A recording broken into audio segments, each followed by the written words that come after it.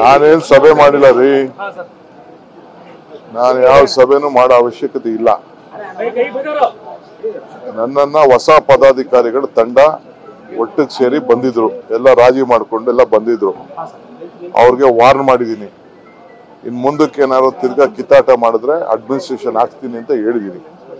ಎಲ್ಲ ಒಟ್ಟಿಗೆ ಕೆಲಸ ಮಾಡ್ಕೊಳ್ತೀವಿ ಅಂತ ಹೇಳಿದ್ದಾರೆ.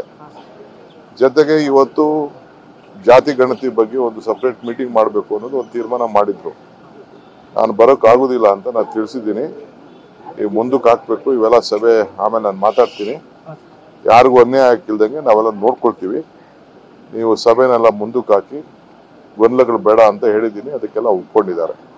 ಶ್ರೀಗಳಿಗೂ ನಾನು ಮಾತಾಡ್ತೀನಿ. ಸಭಾಪತಿಗಳು ಪತ್ರ ಬರೆದಿದ್ದಾರೆ ಸರ್ ಸರ್ಕಾರಕ್ಕೆ. ರೂಲಿಂಗ್ ಕೊಟ್ಟಾಗಿದೆ. ರೂಲಿಂಗ್ ಕೊಟ್ಟಾದ್ಮೇಲೆ ಸಿಐಡಿ ವಹಿಸಿದೆ.